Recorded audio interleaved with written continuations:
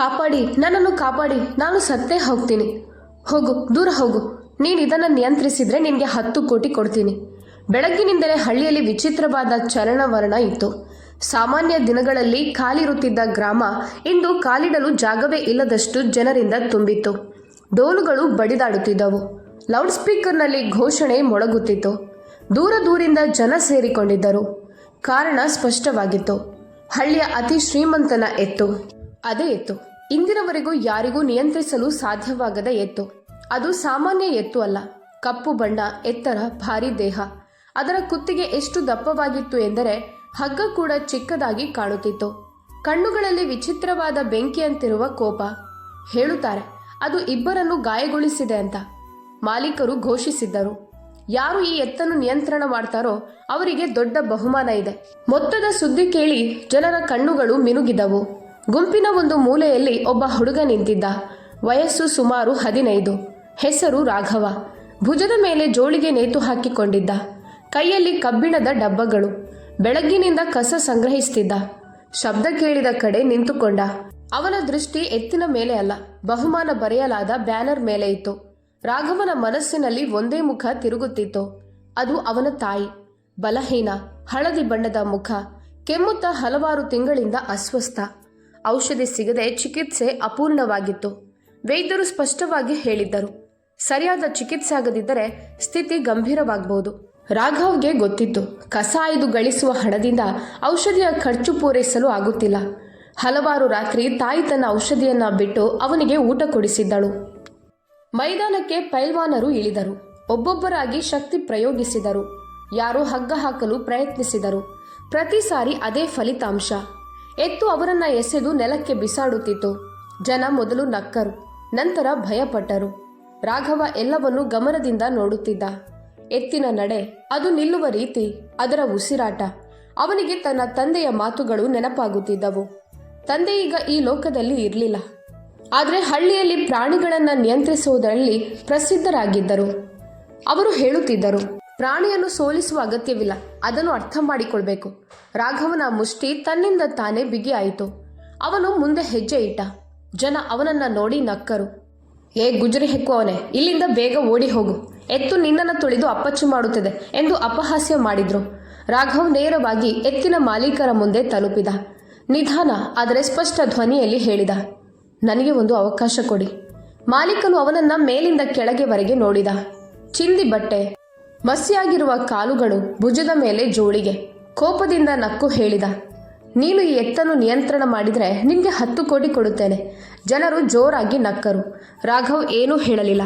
ಅವನ ಕಣ್ಣುಗಳಲ್ಲಿ ಭಯ ಇರಲಿಲ್ಲ, ಕೇವಲ ಹಠ ಇತ್ತು. ಮತ್ತು ಇಲ್ಲಿಂದಲೇ ಆರಂಭವಾಯಿತು ಹಳ್ಳಿ ಎಂದಿಗೂ ಮರೆಯದಂಥ ಒಂದು ಕಥೆ. ಮೈದಾನದಲ್ಲಿ ಏಕಾಏಕಿ ನಿಶ್ಶಬ್ದ ಆವರಿಸಿತು. ಸ್ವಲ್ಪ ಹೊತ್ತಿಗೆ ಮೊದಲು ಕೇಳುತ್ತಿದ್ದ ನಗು ಈಗ ನಿಧಾನವಾಗತೊಡಗಿತು. ರಾಘವ್ಗೆ ಒಳಗೆ ಹೋಗಲು ಅನುಮತಿ ಸಿಕ್ಕಿತ್ತು. ಇನ್ನೂ ಜನರಿಗೆ ನಂಬಿಕೆ ಆಗುತ್ತಿರಲಿಲ್ಲ. 15 ವರ್ಷದ ಗುಜರಿ ಆಯುವ ಹುಡುಗ ದೊಡ್ಡ ದೊಡ್ಡ ಪಹಲ್ವಾನರನ್ನ ಸೋಲಿಸಿದ ಎತ್ತಿನ ಎದುರು ನಿಂತಿದ್ದಾನೆ ಎಂದು. ರಾಘವ್ ತನ್ನ ಜೋಳಿಗೆಯನ್ನ ಒಂದು ಕಡೆ ಇಟ್ಟ. ಅವನ ಕಾಲುಗಳು ಮಣ್ಣಿನ ಮೇಲೆ ನೆಲೆಸಿದವು. ಅವನು ಆಳವಾದ ಉಸಿರು ತೆಗೆದುಕೊಂಡ. ಗುಂಪಿನಿಂದ ಧ್ವನಿಗಳು ಕೇಳಿ ಬಂದವು. ಇವನಿಂದು ಸತ್ತೇ ಹೋಗ್ತಾನೆ. ಯಾರು ಯಾಕೆ ಇವನನ್ನು ತಡೆಯಲಿಲ್ಲ? ಮಾಲೀಕ ಹುಚ್ಚಾಗಿದ್ದಾನೆ. ಆದರೆ ರಾಘವ್ನ ಗಮನ ಬೇರೆಡೆ ಇತ್ತು. ಅವನ ಕಿವಿಯಲ್ಲಿ ಜನರ ಶಬ್ದವಲ್ಲ, ತಾಯಿಯ ಕೆಮ್ಮು ಕೇಳುತ್ತಿತ್ತು. ಅವಳು ನೋವಿನಿಂದ ರಾತ್ರಿ ಪೂರ್ತಿ ಒರಳಾಡಿದ್ದ ಕ್ಷಣ. ಆ ಬೆಳಗ್ಗೆ ತಾಯಿ ಹೇಳಿದ್ದಳು, ಇಂದು ಔಷಧಿ ಬೇಡ, ಹಣ ಉಳಿಸೋಣ. ಅಚಾನಕ್ ಎತ್ತು ಬಲವಾಗಿ ಕಾಲು ಬಡಿಯಿತು. ಧೂಳು ಏರಿತು. ಅದರ ಮೂಗಿನ ರಂಧ್ರಗಳಿಂದ ಬಿಸಿಯ ಉಸಿರು ಹೊರಬಂತು. ಅದನ್ನು ಹಗ್ಗದಿಂದ ಕಟ್ಟಲಾಗಿತ್ತು. ಆದರೆ ಅದರ ಅಶಾಂತಿ ಸ್ಪಷ್ಟವಾಗಿ ಕಾಣುತ್ತಿತ್ತು. ರಾಘವ್ ನಿಂತ. ಅವನು ನೇರವಾಗಿ ಎತ್ತಿನ ಕಣ್ಣುಗಳನ್ನ ನೋಡಲಿಲ್ಲ. ತಂದೆಯ ಪಾಠ ನೆನಪಿತ್ತು. ನೇರ ದೃಷ್ಟಿ ಸವಾಲು ಆಗಿರುತ್ತದೆ. ಅವನು ನಿಧಾನವಾಗಿ ಹೆಜ್ಜೆ ಇಟ್ಟ. ಓಡಲಿಲ್ಲ, ದಾಳಿ ಮಾಡಲಿಲ್ಲ, ಕೇವಲ ನಡೆಯುತ್ತಲೇ ಹೋದ. ಮತ್ತು ಏಕಾಏಕಿ ಜೋರಾಗಿ ಹಗ್ಗವನ್ನು ಎಳೆದು ಬಿಗಿಗೊಳಿಸಿತು. ಗುಂಪಿನಿಂದ ಚೀರಾಟ ಕೇಳಿ ಬಂತು. ಆದರೆ ರಾಘವ್ ಅಲ್ಲಿ ನಿಂತೇ ಇದ್ದ. ಅವನ ಮೊಣಕಾಲು ಸ್ವಲ್ಪ ನಡುಗಿದರೂ ಹೆಜ್ಜೆಗಳು ನಿಲ್ಲಲಿಲ್ಲ. ಮೊದಲ ದಾಳಿ ಆಯಿತು. ಎತ್ತು ತಲೆ ತಗ್ಗಿಸಿ ನೇರವಾಗಿ ಅವನ ಕಡೆ ಬಂದಿತು. ಎಲ್ಲರಿಗೂ ಆಟ ಮುಗಿದಂತೆ ತೋರಿತು. ರಾಘವ್ ಒಂದು ಕ್ಷಣದಲ್ಲಿ ಬದಿಗೆ ಉರುಳಿದ. ಮಣ್ಣು ಅವನ ಮುಖಕ್ಕೆ ಅಂಟಿತು. ಕೈಗೆ ಗಾಯ ಆಯಿತು. ಜನರು ಕೂಗಿದರು, ಇವನೀಗ ಏಳೋದೇ ಇಲ್ಲ. ಆದರೆ ರಾಘವ್ ಎದ್ದ. ನಿಧಾನವಾಗಿ ಮತ್ತು ಅಷ್ಟೇ ಶಾಂತವಾಗಿ. ಈಗ ಎದ್ದು ನಿಂತಿತ್ತು. ಅದು ಮೊದಲ ಬಾರಿ ಒಬ್ಬನನ್ನು ಕಂಡಿತ್ತು, ಬಿದ್ದರೂ ಹಿಂದಕ್ಕೆ ಸರಿಯದವನನ್ನು. ರಾಘವ್ ಅಂತರ ಕಡಿಮೆ ಮಾಡುತ್ತಾ ಹೋದ. ಅವನು ಶಕ್ತಿ ಬಳಸಲಿಲ್ಲ. ಕೇವಲ ಎತ್ತಿನ ಚಲನೆಗೆ ತಾನು ಹೊಂದಿಕೊಳ್ಳುತ್ತಾ ಮುಂದೆ ಸಾಗಿದ. ಮತ್ತೊಮ್ಮೆ ಎತ್ತು ಹಾರಿತು. ಈ ಬಾರಿ ರಾಘವ್ ಅದರ ತುಂಬ ಹತ್ತಿರದಲ್ಲಿದ್ದ. ಅವನು ಕೊಂಬುಗಳನ್ನು ಹಿಡಿಯಲಿಲ್ಲ. ಅವನು ನೇರವಾಗಿ ತನ್ನ ದೇಹವನ್ನು ಎತ್ತಿಗೆ ಅಂಟಿಸಿಕೊಂಡ. ಉಸಿರಾಟ ವೇಗವಾಯಿತು. ಅವನ ಹಿಡಿತ ದುರ್ಬಲವೂ ಅಲ್ಲ, ಅತಿಯಾಗಿ ಬಿಗಿಯೂ ಅಲ್ಲ. ಅವನು ಎತ್ತಿನೊಂದಿಗೆ ಹೋರಾಡುತ್ತಿರಲಿಲ್ಲ, ಕೇವಲ ಅದನ್ನು ತಡೆದುಕೊಳ್ಳುತ್ತಿದ್ದ. ನಿಮಿಷಗಳು ಕಳೆಯತೊಡಗಿದವು. ಎತ್ತಿನ ಶಕ್ತಿ ಕಡಿಮೆಯಾಗತೊಡಗಿತು. ಅದರ ಚಲನೆ ಭಾರವಾಗಿತ್ತು. ರಾಘವನಿಗೆ ಅದೇ ಕ್ಷಣ ಬೇಕಾಗಿತ್ತು. ಅವನು ಸ್ವಲ್ಪ ಒತ್ತಡದ ಸ್ಥಾನವನ್ನು ಬದಲಿಸಿದ. ತನ್ನ ಹಿಡಿತವನ್ನು ಸರಿಯಾದ ಜಾಗಕ್ಕೆ ಹೊಂದಿಸಿದ. ಬಲವೂ ಇಲ್ಲ, ಹಿಂಸೆಯೂ ಇಲ್ಲ. ಅಚಾನಕ್ ಎತ್ತಿನ ಮೊಣಕಾಲು ಮಡಚಿಕೊಂಡವು. ಅದು ಕುಳಿತುಕೊಂಡಿತು. ಪೂರ್ಣ ಮೈದಾನ ಶೂನ್ಯವಾಯಿತು. ಮತ್ತೆ ಯಾರೋ ಕೂಗಿದರು. ಕುಳಿತೇ ಬಿಡ್ತು. ಎತ್ತು ಕುಳಿತು ಬಿಡ್ತು. ರಾಘವ್ ಅಲ್ಲಿ ನಿಂತಿದ್ದ, ದಣಿದಿದ್ದ, ಮಣ್ಣಿನಲ್ಲಿ ಮುಳುಗಿದ್ದ. ಆದರೆ ಈಗ ಯಾರೂ ಅವನನ್ನು ಕಸ ಸಂಗ್ರಹಿಸುವವನೆಂದು ನೋಡುತ್ತಿರಲಿಲ್ಲ. ಈಗ ಎಲ್ಲರಿಗೂ ಒಂದು ವಿಷಯ ಸ್ಪಷ್ಟವಾಗಿತ್ತು. ಈ ಹುಡುಗ ಸಾಮಾನ್ಯನಲ್ಲ ಮತ್ತು ಇನ್ನೂ ನಿಜವಾದ ಹೋರಾಟ ಬಾಕಿ ಇತ್ತು. ಕೆಲವು ಕ್ಷಣ ಮೈದಾನದಲ್ಲಿ ಯಾವುದೇ ಶಬ್ದ ಇರಲಿಲ್ಲ. ಎಲ್ಲರ ಉಸಿರು ಒಂದೇ ಸಮಯದಲ್ಲಿ ನಿಂತಂತಾಯಿತು. ನಂತರ ಏಕಾಏಕಿ ಶಬ್ದ ಸ್ಫೋಟವಾಯಿತು. ಡೋಲು, ಕೂಗು, ಸೀಟಿಗಳು. ಜನ ಒಬ್ಬರನ್ನೊಬ್ಬರು ತಳ್ಳಿಕೊಂಡು ಮುಂದೆ ಬಂದರು. ನೋಡ್ರಿ, ಕಸ ಸಂಗ್ರಹಿಸುವ ಹುಡುಗ ಸಾಧಿಸೇ ಬಿಟ್ಟ. ಇದು ಅದ್ಭುತ. ರಾಘವ್ ಅಲ್ಲಿ ನಿಂತಿದ್ದ. ಎತ್ತು ಈಗ ಶಾಂತವಾಗಿತ್ತು. ತಲೆ ತಗ್ಗಿಸಿ ಕುಳಿತಿತ್ತು. ರಾಘವ್ ನಿಧಾನವಾಗಿ ಅದರ ಕುತ್ತಿಗೆಯನ್ನು ತಟ್ಟಿದ. ಅವನೊಳಗೆ ಗೆಲುವಿನ ಗರ್ವ ಇರಲಿಲ್ಲ, ಕೇವಲ ಒಂದು ನೆಮ್ಮದಿ ಇತ್ತು. ಮಾಲೀಕ ಮುಂದೆ ಬಂದ. ಅವನ ಮುಖದಲ್ಲಿ ಆಶ್ಚರ್ಯ ಸ್ಪಷ್ಟವಾಗಿತ್ತು. ಗಟ್ಟಿಯಾಗಿ 10 ಕೋಟಿ ಹೇಳಿದ ಅದೇ ವ್ಯಕ್ತಿ. ಈಗ ಅವನ ಧ್ವನಿ ಗಂಭೀರವಾಗಿತ್ತು. ಎಲ್ಲರೂ ನೋಡಿದರು. ಅವನು ಹೇಳಿದ, ಈ ಹುಡುಗ ಎತ್ತನ್ನು ನಿಯಂತ್ರಣ ಮಾಡಿದ್ದಾನೆ. ಗುಂಪು ಮತ್ತೆ ಕೂಗಿತ್ತು. ಬಹುಮಾನ ಕೊಡಿ, 10 ಕೋಟಿ ಕೊಡಿ. ರಾಘವನ ಹೃದಯ ಜೋರಾಗಿ ಬಡಿಯಿತು. ಅವನ ಮನಸ್ಸಿನಲ್ಲಿ ಆಸ್ಪತ್ರೆಯ ಬಿಳಿ ಗೋಡೆಗಳು ತಿರುಗಿದವು. ವೈದ್ಯರ ಧ್ವನಿ, ಚಿಕಿತ್ಸೆಯ ಅಗತ್ಯ. ಮಾಲೀಕ ರಾಘವನನ್ನ ಹತ್ತಿರ ಕರೆದ. ನಿನ್ನ ಹೆಸರೇನು? ರಾಘವ. ವಯಸ್ಸು? 15 ವರ್ಷ. ಇದನ್ನು ಕೇಳುತ್ತಿದ್ದಂತೆ ಕೆಲವು ಜನರು ಒಬ್ಬರನ್ನೊಬ್ಬರು ನೋಡಿದರು. ಮಾಲೀಕನ ಮುಖ ಬದಲಾಯಿತು. ಅವನು ಗಂಟಲು ಶುದ್ಧಪಡಿಸಿ ಹೇಳಿದ, ನೋಡು, ನೀನು ಅದ್ಭುತ ಮಾಡಿದ್ಯಾ, ಇದರಲ್ಲಿ ಸಂಶಯನೇ ಇಲ್ಲ. ಆದರೆ ವಿಷಯ ಇಷ್ಟು ಸರಳವಲ್ಲ. ರಾಘವನ ಹೃದಯ ಬಡಿತ ವೇಗವಾಯಿತು. ಯಾಕೆ? ಅವನು ಕೇಳಿದ. ನೀನು ಅಪ್ರಾಪ್ತ ವಯಸ್ಕ. ಇಷ್ಟು ದೊಡ್ಡ ಮೊತ್ತವನ್ನು ನೇರವಾಗಿ ನೀಡುವುದು? ಅವನು ಮಾತು ನಿಲ್ಲಿಸಿದ. ಗುಂಪಿನಲ್ಲಿ ಗುಸುಗುಸು ಹರಡಿತು. ಇದು ಯಾವ ರೀತಿಯ ನ್ಯಾಯ? ಗೆಲುವು ಅವನದ್ದೇ ಅಲ್ವಾ? ರಾಘವನ ಗಂಟಲು ಒಣಗಿತು. ಧೈರ್ಯ ಮಾಡಿ ಹೇಳಿದ, ನನಗೆ ಎಲ್ಲ ಹಣ ಬೇಡ. ಎಲ್ಲರೂ ಬೆಚ್ಚಿ ಬಿದ್ದರು. ನನಗೆ ಸ್ವಲ್ಪ ಹಣ ಕೊಡಿ. ಅವನ ಧ್ವನಿ ನಡುಗಿತು. ನನ್ನ ತಾಯಿಯ ಚಿಕಿತ್ಸೆ ಆಗಬೇಕು. ಮೈದಾನ ಮತ್ತೆ ನಿಶ್ಶಬ್ದವಾಯಿತು. ಈಗ ನಗು ಇಲ್ಲ, ವ್ಯಂಗ್ಯ ಇಲ್ಲ. ಮಾಲೀಕ ರಾಘವನನ್ನ ನೋಡಿದ. ಮೊದಲ ಬಾರಿ ಅವನು ರಾಘವನನ್ನ ನಿಜವಾಗಿ ನೋಡಿದ. ನಿನ್ನ ತಾಯಿ ತುಂಬ ಅಸ್ವಸ್ಥಳ. ರಾಘವ್ ಹೇಳಿದ, ನಾನು ಕಸ ಸಂಗ್ರಹಿಸುತ್ತೇನೆ. ನನ್ನ ಬಳಿ ಚಿಕಿತ್ಸೆಗೆ ಬೇಕಾಗುವಷ್ಟು ಹಣ ಇಲ್ಲ. ಸ್ವಲ್ಪ ಹೊತ್ತು ಯಾರೂ ಏನೂ ಮಾತನಾಡಲಿಲ್ಲ. ನಂತರ ಮಾಲೀಕ ಹೇಳಿದ, ನನಗೆ ಯೋಚಿಸಲು ಸಮಯ ಕೊಡು. ರಾಘವನ ಹೃದಯ ಕುಸಿಯಿತು. ಅವನಿಗೆ ತೋರಿತು, ಎಲ್ಲವೂ ಇಲ್ಲಿ ಮುಗಿದಂತಾಗಿದೆ. ಅವನು ಮೌನವಾಗಿ ಅಲ್ಲಿಂದ ಹೊರಟ. ನೇರವಾಗಿ ತನ್ನ ಗುಡಿಸಲ ಕಡೆ. ಅಲ್ಲಿ ತಾಯಿ ಮಲಗಿದ್ದಳು. ಉಸಿರಾಟ ಭಾರವಾಗಿತ್ತು. ಕಣ್ಣು ಮುಚ್ಚಿದ್ದವು. ರಾಘವ್ ಅವಳ ಬಳಿ ಕೂತ. ಕೈ ಹಿಡಿದ. ನಾನು ಗೆದ್ದೆ ಅಮ್ಮ, ಅವನು ನಿಧಾನವಾಗಿ ಹೇಳಿದ. ತಾಯಿಯ ಕಣ್ಣುಗಳು ತೆರೆದವು. ದುರ್ಬಲ ನಗು ಮೂಡಿತು. ನನಗೆ ಗೊತ್ತಿತ್ತು, ಅವಳು ಹೇಳಿದಳು. ನಿನ್ನೊಳಗೆ ನಿನ್ನ ಅಪ್ಪ ಇದ್ದಾರೆ. ರಾಘವನ ಕಣ್ಣಿನಿಂದ ಕಣ್ಣೀರು ಸುರಿಯಿತು. ಅವನು ಏನೂ ಹೇಳಲಿಲ್ಲ, ಕೇವಲ ತಾಯಿಯ ಕೈ ಹಿಡಿದುಕೊಂಡೇ ಇದ್ದ. ಮರುದಿನ ಏನಾಗುತ್ತದೆ ಎಂಬುದು ಅವನಿಗೆ ಗೊತ್ತಿರಲಿಲ್ಲ. ಹಣ ಸಿಗುತ್ತದೋ ಇಲ್ಲವೋ, ಚಿಕಿತ್ಸೆ ಆಗುತ್ತದೋ ಇಲ್ವೋ, ಆದರೆ ಒಂದು ವಿಷಯ ಸ್ಪಷ್ಟ, ಅವನು ಹಿಂದೆ ಸರಿಯಲಾರ.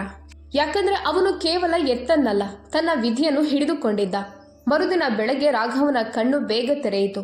ರಾತ್ರಿ ಸರಿಯಾಗಿ ನಿದ್ರೆ ಆಗಿರಲಿಲ್ಲ. ಮತ್ತೆ ಮತ್ತೆ ಅದೇ ಪ್ರಶ್ನೆ, ಹಣ ಸಿಗದಿದ್ದರೆ? ತಾಯಿ ಇನ್ನೂ ಮಲಗಿದ್ದಳು. ಉಸಿರಾಟ ಭಾರ, ಆದರೆ ನಿನ್ನೆಗಿಂತ ಸ್ವಲ್ಪ ಉತ್ತಮವಾಗಿತ್ತು. ರಾಘವ ಮೌನವಾಗಿ ಹೊರಗೆ ಬಂದ. ಇಂದು ಮತ್ತೆ ಮೈದಾನಕ್ಕೆ ಕರೆಯಲಾಗಿತ್ತು. ಅವನು ಅಲ್ಲಿ ತಲುಪಿದಾಗ ವಾತಾವರಣ ಬದಲಾಗಿತ್ತು. ನಿನ್ನೆಯಷ್ಟು ಜನಸಮೂಹ ಇರಲಿಲ್ಲ. ಇಂದು ಜನ ಕಡಿಮೆ ಇದ್ದರು, ಆದರೆ ಮುಖಗಳು ಗಂಭೀರವಾಗಿದ್ದವು. ಯಾರೂ ನಗುತ್ತಿರಲಿಲ್ಲ. ಮಾಲೀಕ ಕುರ್ಚಿಯಲ್ಲಿ ಕುಳಿತಿದ್ದ. ಪಕ್ಕದಲ್ಲಿ 2-3 ಜನ ಕಾಗದಗಳನ್ನು ನೋಡುತ್ತಿದ್ದರು. ರಾಘವನನ್ನ ಕಾಣುತ್ತಿದ್ದಂತೆ ಮಾಲೀಕ ಸನ್ನೆ ಮಾಡಿ ಕರೆದ. ನಾವು ಮಾತಾಡಿಕೊಂಡಿದ್ದೇವೆ. ಮಾಲೀಕ ನೇರವಾಗಿ ಹೇಳಿದ. ರಾಘವನ ಉಸಿರು ಕಟ್ಟಿದಂತಾಯಿತು. ಅವನ ಕೈಗಳು ತನ್ನಿಂತಾನೇ ಬಿಗಿಯಾದವು. ನಿನ್ನ ಗೆಲುವಿನಲ್ಲಿ ಯಾವುದೇ ಪ್ರಶ್ನೆ ಇಲ್ಲ, ಮಾಲೀಕ ಹೇಳಿದ. ನೀನು ಎತ್ತನ್ನು ನಿಯಂತ್ರಣ ಮಾಡಿದ್ಯಾ, ಅದು ಯಾವುದೇ ಹಾನಿ ಮಾಡದೆ. ರಾಘವ ತಲೆ ತಗ್ಗಿಸಿದ. ಅವನಿಗೆ ಇದಷ್ಟೇ ಸಾಕಾಗಿತ್ತು. 10 ಕೋಟಿ ನೇರವಾಗಿ ನಿನ್ನ ಕೈಗೆ ಕೊಡೋದಿಲ್ಲ, ಮಾಲೀಕ ಮುಂದುವರಿಸಿದ. ಆದರೆ ನಿನ್ನ ತಾಯಿಯ ಸಂಪೂರ್ಣ ಚಿಕಿತ್ಸೆ ನಮ್ಮ ಖರ್ಚಿನಲ್ಲಿ ನಡೆಯುತ್ತದೆ. ರಾಘವ ಒಂದು ಕ್ಷಣವೂ ಯೋಚಿಸದೆ ಹೇಳಿದ. ನನಗೆ ಒಪ್ಪಿಗೆ ಇದೆ. ಆ ಕ್ಷಣದಲ್ಲಿ ಅವನಿಗೆ ಹಣದ ಅರ್ಥ ಬದಲಾಗಿದೆ. ಇನ್ನು ಹಣ ಎಂದರೆ ಒಂದೇ ವಿಷಯ, ತಾಯಿಯ ಉಸಿರು. ಅದೇ ದಿನ ಒಂದು ಕಾರು ಬಂತು. ರಾಘವ ಮೊದಲ ಬಾರಿ ತಾಯಿಯನ್ನು 4 ಚಕ್ರಗಳ ವಾಹನದಲ್ಲಿ ಕೂರಿಸಿದ. ತಾಯಿ ಭಯಗೊಂಡಿದ್ದಳು. ಅವನ ಕೈ ಬಿಗಿಯಾಗಿ ಹಿಡಿದಳು. ಭಯ ಪಡ್ಬೇಡ ಅಮ್ಮ, ರಾಘವ ಹೇಳಿದ. ಇನ್ನೆಲ್ಲವೂ ಸರಿಯಾಗುತ್ತದೆ. ಆಸ್ಪತ್ರೆಗೆ ತಲುಪಿದಾಗ ರಾಘವ ಹೆದರಿದ. ಅಷ್ಟು ದೊಡ್ಡ ಕಟ್ಟಡ, ಬಿಳಿ ಬೆಳಕು, ಯಂತ್ರಗಳ ಶಬ್ದ. ತಾಯಿಯನ್ನು ಒಳಗೆ ಕರೆದೊಯ್ಯಲಾಯಿತು. ರಾಘವ ಹೊರಗೆ ಬೆಂಚಿನಲ್ಲಿ ಕೂತ. ಮೊದಲ ಬಾರಿ ಅವನಿಗೆ ಅನಿಸಿತು, ನಿಜವಾದ ಎತ್ತು ಈಗ ಹೊರಗೆ ಅಲ್ಲ, ಒಳಗೆ ಇದೆ. ಗಂಟೆಗಳು ಕಳೆಯತೊಡಗಿದವು. ಪ್ರತಿ ಬಾರಿ ಬಾಗಿಲು ತೆರೆದಾಗ ಅವನ ಹೃದಯ ಜೋರಾಗಿ ಬಡಿಯುತ್ತಿತ್ತು. ಅವನಿಗೆ ತಂದೆಯ ಮಾತು ನೆನಪಾಯಿತು. ಧೈರ್ಯದ ನಿಜವಾದ ಅರ್ಥ ಕಾಯೋದು. ಕೊನೆಗೆ ವೈದ್ಯರು ಹೊರಬಂದರು. ರಾಘವ ಓಡಿ ಹೋಗಿ ಅವರ ಎದುರು ನಿಂತ. ಆಪರೇಷನ್ ಮಾಡಬೇಕಾಗುತ್ತದೆ ಎಂದರು ವೈದ್ಯರು. ಸ್ಥಿತಿ ಗಂಭೀರವಾಗಿದೆ, ಆದರೆ ನಿರೀಕ್ಷೆ ಇದೆ. ರಾಘವ ತಲೆ ಅಲ್ಲಾಡಿಸಿದ. ಕಣ್ಣೀರು ಹರಿಯುತ್ತಿತ್ತು, ಆದರೆ ಧ್ವನಿ ನಡುಗಲಿಲ್ಲ.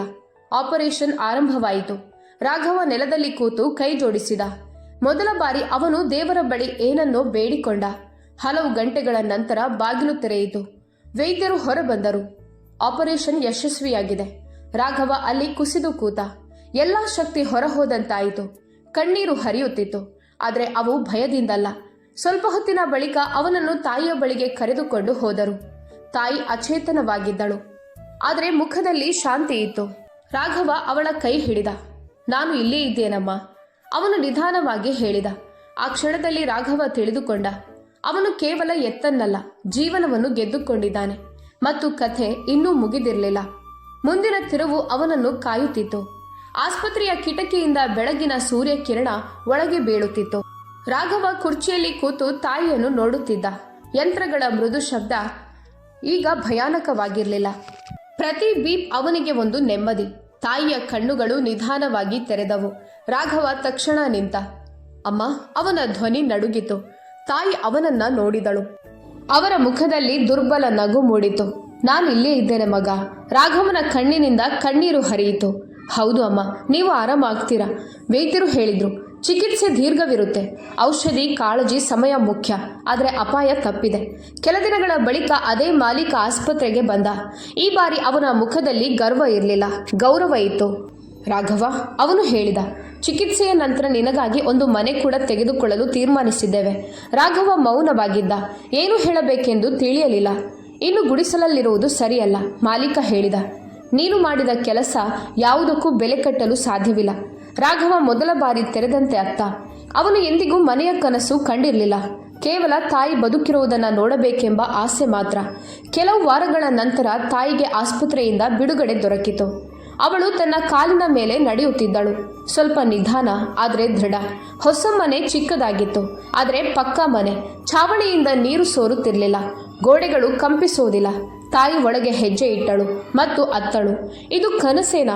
ರಾಘವ ನಕ್ಕ. ಇಲ್ಲ ಅಮ್ಮ, ಇದು ನಿಮ್ಮ ಶ್ರಮ. ರಾಘವ ಕಸ ಸಂಗ್ರಹಿಸುವುದನ್ನ ಬಿಟ್ಟ. ಇನ್ನು ಅವನು ಕೆಲಸ ಕಲಿಯತೊಡಗಿದ. ಹಗಲು ದುಡಿಮೆ, ರಾತ್ರಿ ತಾಯಿಯ ಸೇವೆ. ಹಳ್ಳಿಯ ಜನ ಬದಲಾಗಿದ್ದರು. ಮೊದಲು ದೃಷ್ಟಿ ತಿರುಗಿಸುತ್ತಿದ್ದವರು ಈಗ ಹೆಸರು ಹಿಡಿದು ಕರೆಯುತ್ತಿದ್ದರು. ಆದರೆ ರಾಘವ ಮೊದಲಿನಂತೆ ಇದ್ದ, ಸರಳ ಮತ್ತು ಶಾಂತ. ಒಂದು ಸಂಜೆ ಮನೆ ಮುಂದೆ ಕೂತು ಆಕಾಶ ನೋಡುತ್ತಿದ್ದ. ಅವನಿಗೆ ತಂದೆಯ ನೆನಪಾಯಿತು. ಮನಸ್ಸಿನಲ್ಲಿ ಹೇಳಿದ, ನೋಡಿ ಅಪ್ಪ, ನಾನು ಹೆದರಲಿಲ್ಲ. 10 ಕೋಟಿ ಇನ್ನು ಕೇವಲ ಹಣವಲ್ಲ, ಅದು ನಂಬಿಕೆ, ಗೌರವ ಮತ್ತು ಹೊಸ ಆರಂಭ. ಆದರೆ ಜೀವನ ಇನ್ನು ಕೊನೆಯ ಪರೀಕ್ಷೆಯನ್ನು ಉಳಿಸಿತ್ತು. ಹೊಸ ಮನೆಯಲ್ಲಿ ಬಂದು ಹೆಚ್ಚು ದಿನಗಳಾಗಿರಲಿಲ್ಲ. ರಾಘವ ಪ್ರತಿದಿನ ಬೆಳಗ್ಗೆ ಬೇಗ ಎದ್ದು ತಾಯಿಗೆ ಚಹಾ ಮಾಡಿಕೊಟ್ಟು ಔಷಧ ನೀಡಿ ನಂತರ ಕೆಲಸಕ್ಕೆ ಹೊರಟು ಹೋಗುತ್ತಿದ್ದ. ಕೆಲಸ ದೊಡ್ಡದಲ್ಲ, ಆದರೆ ಪ್ರಾಮಾಣಿಕತೆ ಇರಬೇಕು ಅಷ್ಟೇ. ಒಬ್ಬ ಬಡಗಿಯ ಬಳಿ ಸಹಾಯಕನಾಗಿ ಸೇರಿದ್ದ. ಮರ ಕತ್ತರಿಸೋದು, ಸಾಧನ ಹಿಡಿಯೋದು, ಬೆವರು ಸುರಿಸೋದು ಅವನಿಗೆ ಇಷ್ಟವಾಯಿತು. ಕಸ ಸಂಗ್ರಹಿಸುವುದಕ್ಕಿಂತ ಉತ್ತಮ, ಆತ್ಮಗೌರವ ತುಂಬಿದ ಕೆಲಸ. ತಾಯಿ ಈಗ ಮನೆಯಲ್ಲಿ ಒಂಟಿಯಾಗಿರಲಿಲ್ಲ. ಪಕ್ಕದ ಮನೆಯ ಮಹಿಳೆಯರು ಬರುತ್ತಿದ್ದರು, ವಿಚಾರಿಸುತ್ತಿದ್ದರು. ನಗು ಮರಳಿ ಬಂದಿತ್ತು. ಆದರೆ ಹಳ್ಳಿಯಲ್ಲಿ ಪ್ರತಿಯೊಂದು ಬದಲಾವಣೆ ಎಲ್ಲರಿಗೂ ಇಷ್ಟವಿರೋದಿಲ್ಲ. ಒಂದು ಮಧ್ಯಾಹ್ನ ರಾಘವ ಕೆಲಸದಿಂದ ಹಿಂತಿರುಗುತ್ತಿದ್ದಾಗ ರಸ್ತೆಯಲ್ಲಿ ಕೆಲವು ಪರಿಚಿತ ಮುಖಗಳು ಕಂಡವು. ಅದೇ ಹುಡುಗರು, ಹಿಂದೆ ಅವನ ಜೊತೆ ಕಸ ಸಂಗ್ರಹಿಸುತ್ತಿದ್ದವರು. ಕಣ್ಣುಗಳಲ್ಲಿ ಪ್ರಶ್ನೆ, ಕೆಲವೆಡೆ ಅಸೂಯೆ. ಒಬ್ಬ ಹೇಳಿದ, ಏ ರಾಘವ, ಈಗ ಸಾಹೇಬನಾಗಿ ಬಿಟ್ಟಿದ್ಯಾ? ರಾಘವ ನಿಂತ. ಹಾಗೇನೂ ಇಲ್ಲ, ಶಾಂತವಾಗಿ ಹೇಳಿದ. ಇನ್ನೊಬ್ಬ ನಕ್ಕು, 10 ಕೋಟಿ ಗೆದ್ದಿದ್ಯಾ, ಈಗ ನಮ್ಮನ್ನು ಗುರುತಿಸಲು ಕೂಡ ನಾಚಿಕೆ ಅಲ್ವಾ? ರಾಘವನಿಗೆ ನೋವಾಯಿತು, ಆದರೆ ಕೋಪ ಬರಲಿಲ್ಲ. ಅವನು ಹೇಳಿದ, ನಾನು ಇಂದಿಗೂ ಅದೇ ರೀತಿ ಇದ್ದೇನೆ. ಆದರೆ ವಿಷಯ ಅಷ್ಟರಲ್ಲಿ ಮುಗಿದಿಲ್ಲ. ಮುಂದಿನ ದಿನಗಳಲ್ಲಿ ಮಾತುಗಳು ಹರಡಿದವು. ಅವನು ಅದೃಷ್ಟದಿಂದ ಗೆದ್ದ, ಮಗನಾಗಿದ್ದರಿಂದ ದಯೆ ಸಿಕ್ಕಿತ್ತು, ಇಲ್ಲದಿದ್ದರೆ ಅವನ ಸಾಮರ್ಥ್ಯವೇನು?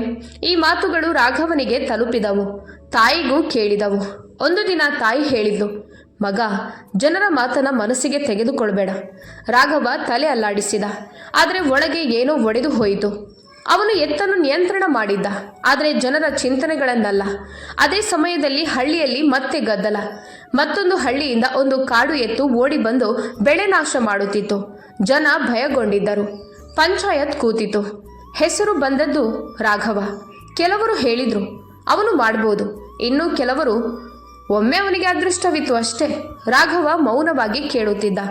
ತಾಯಿ ಅವನತ್ತ ನೋಡಿದಳು. ಹೋಗ್ಬೇಡ, ಅವಳು ಹೇಳಿದಳು.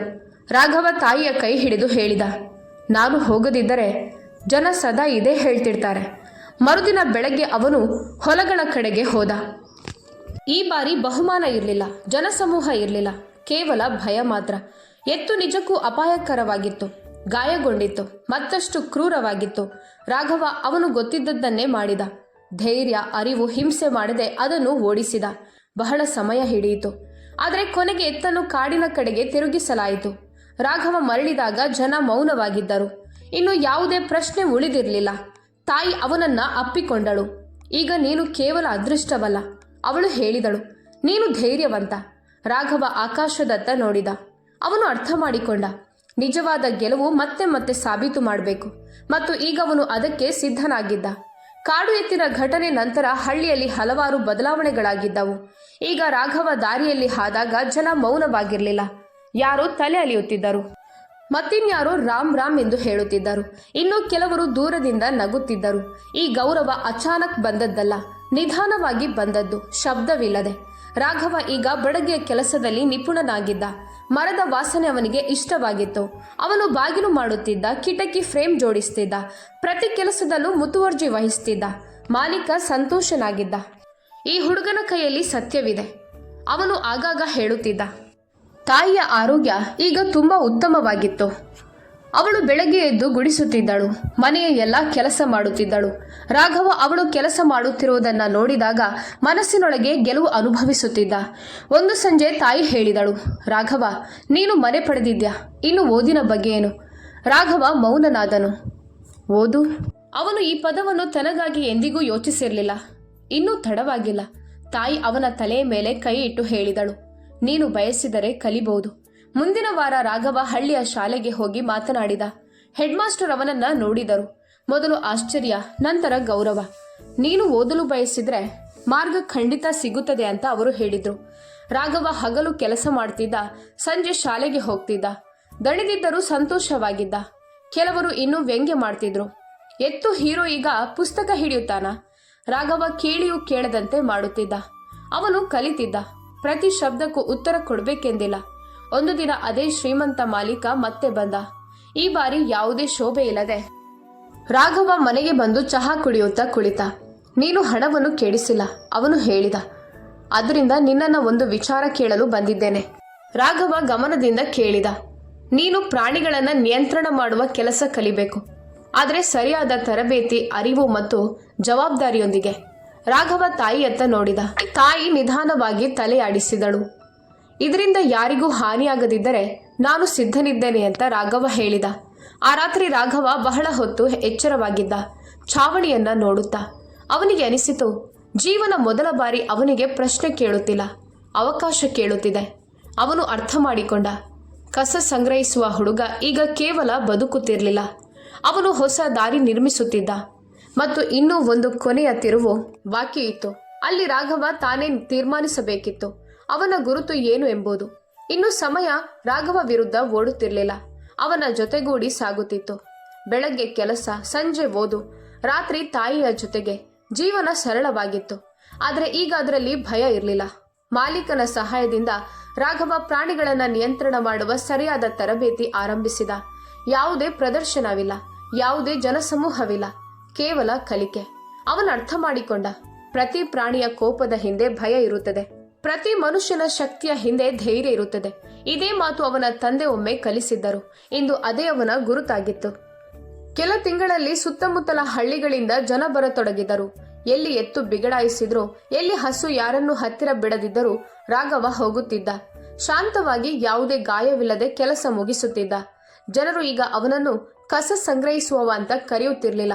ಅವರು ಹೇಳುತ್ತಿದ್ದರು, ಅವನು ಹಿಂಸಿಸದೆ ಪ್ರಾಣಿಗಳನ್ನ ನಿಯಂತ್ರಣ ಮಾಡುವ ಹುಡುಗ. ಒಂದು ದಿನ ಶಾಲೆಯಲ್ಲಿ ಅವನ ಹೆಸರನ್ನ ವೇದಿಕೆಯಿಂದ ಕರೆಯಲಾಯಿತು. ಮೊದಲ ಬಾರಿ ರಾಘವ ವೇದಿಕೆಗೆ ಏರಿದ.